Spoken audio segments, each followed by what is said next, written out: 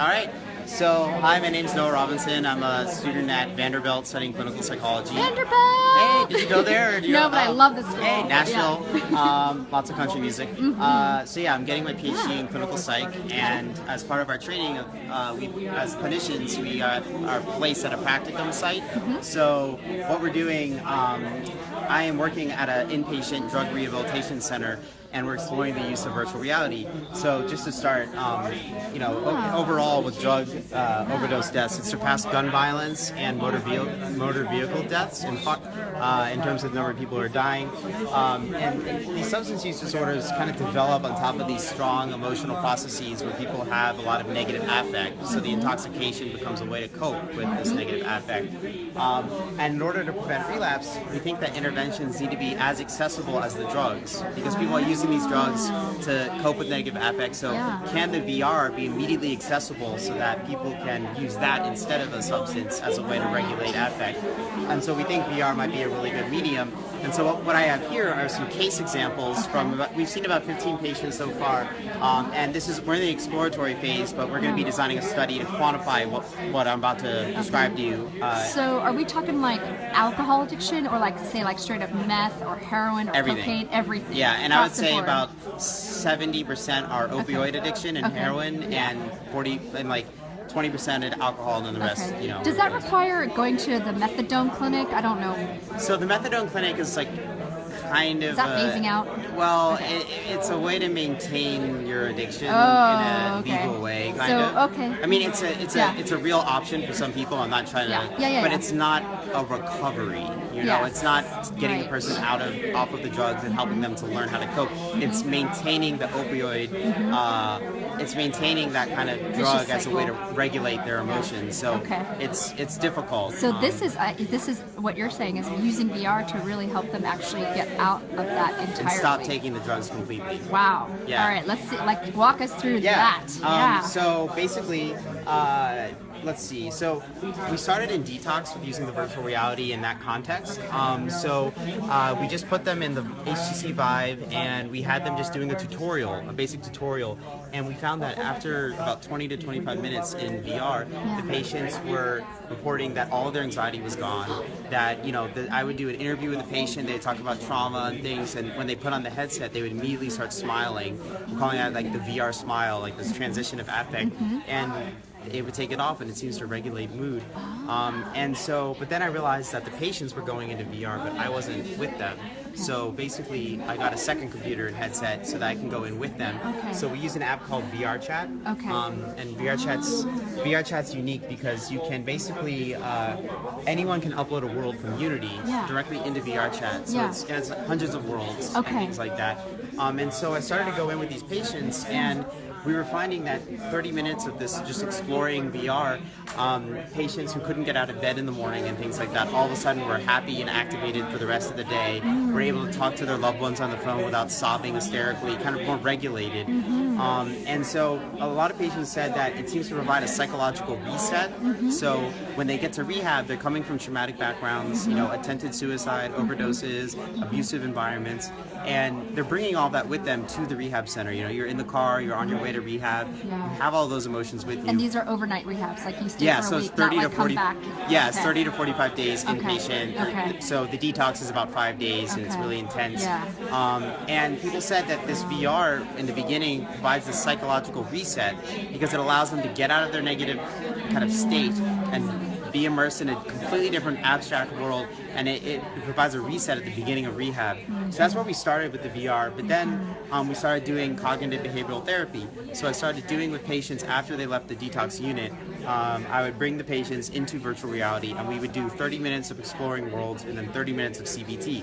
And basically, for those who don't know about CBT, generally this part is not involved. So you have your thoughts, moods, behaviors, and physiology, and you can change your beliefs, change your behaviors, or adjust your physiology, and they're all kind of related to each other. So what I do with the patients is that I ask them for an example, and they give me an example saying, my boyfriend told me he can't come home for family weekend. And basically, I would go through them and ask, okay, what are your thoughts in this? What were your emotions in this situation? And so basically, when I'm with the patient, I'm kind of writing in the air. So I'm kind of like, if they say I was sad or anxious, I'm like sad, anxious, and like while I'm with the patient, we're kind of able to see in VR chat. yeah, and it's like painting kind of. So we're able to see all of this written out, and then we come up with alternative thoughts, basically to address. So if they say, my boyfriend said he couldn't come to family weekend, I was feeling rejected, I was feeling ashamed, anxious. What are the thoughts that came along? He doesn't think I'm going to be able to do this. He doesn't love me. He doesn't want me here. Then we come back to the thoughts and come up with alternative thoughts and say, well, why doesn't he want you to come home? He thinks I'm going to relapse because I'll be back in my own environment. So then they start to realize, oh, he does care about me. He does. So we're challenging those automatic negative thoughts, and that's what CBT is all about. It's that metacognition, thinking about thinking. And so we started doing that with patients. And so I have these 3 examples. And so the first example is a patient with alcohol use disorder, PTSD, mood disorder. In her first session, she said complete reduction in anxiety. All of it was gone. She was able to concentrate better in therapy. She said it felt like this emotional shower that stayed with her for the whole day. That it's like this therapeutic break. And after her 5th or 6th session in VR chat, we actually went to a bar. So I had, we do this in private rooms, but VR chat has hundreds of people. So we went to a public room with about 5 people. We threw down a portal, and with these 5 people and the patient and myself, we said, let's go to the bar. So we all went to the bar, and the patient and I were just sitting at the bar, and this is a bar that a community member made. You can pick up all the beer bottles and everything like that. And so community members, random stranger, went behind the bar, took out a beer, and placed it in front of the patient, and the patient got to say, no thanks, I don't drink anymore. And then we got to debrief about that. So she said that she was really surprised that she wasn't judged, and that the bartender just said, okay, here's the water. And so a key part of CBT is this idea of collaborative empiricism, where the patient and the therapist together come up with ways to test automatic beliefs and disconfirm those in a real situation. So this was it was a simulated environment, but a real situation with a stranger. So that was this patient. This patient suffered from opioid use disorder, and a few things. One, she was more comfortable talking about her sexual trauma in virtual reality, which was very interesting. She said it was, she was wearing a mask, she was separated, she was able to do that.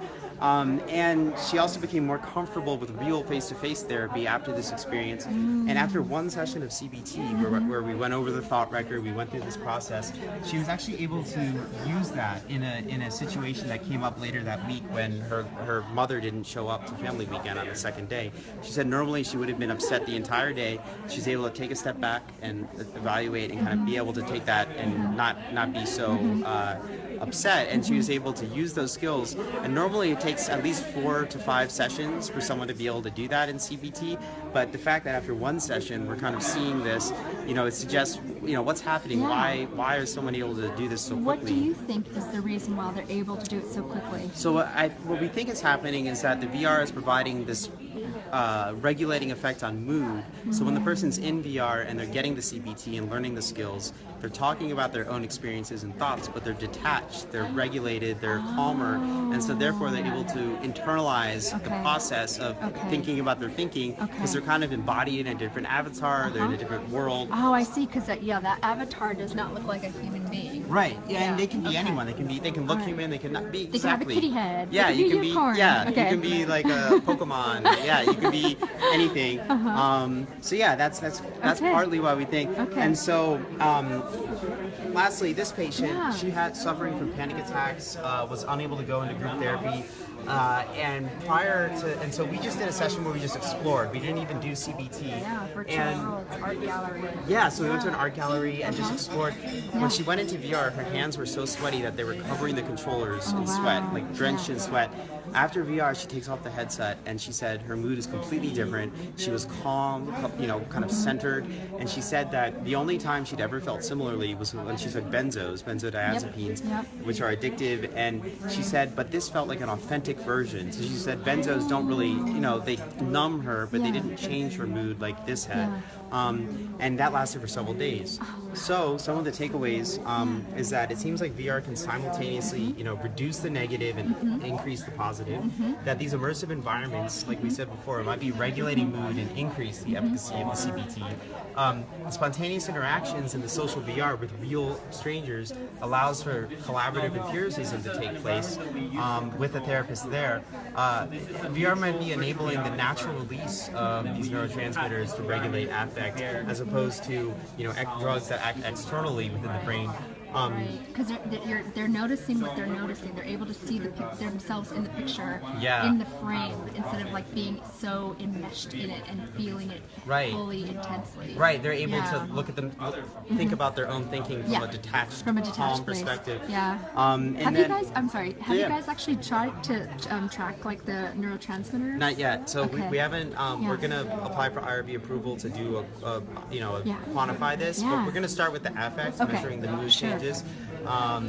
But yeah. So and then so basically the idea is that immediate access to these internet-based interventions might help to reduce relapse potentially.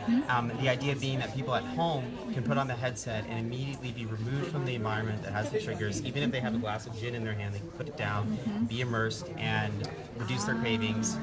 And so we need further research, like we just mentioned. We're going to integrate something called PsychLab VR that I built last semester that tracks nonverbal behaviors, like your hand movement with the controllers, where you're looking in the environment. And so using those coordinates to understand how we can understand addiction and potentially predict and prevent relapse. And so basically, what we're also proposing theoretically is that this model has, thoughts, feelings, behaviors, and the CBT model. These are the ways that you can adjust. What we're proposing is that VR might be a fourth way that you can actually adjust your mood by changing the environment and exploring new worlds. So that's a kind of overview of Very cool. Yeah.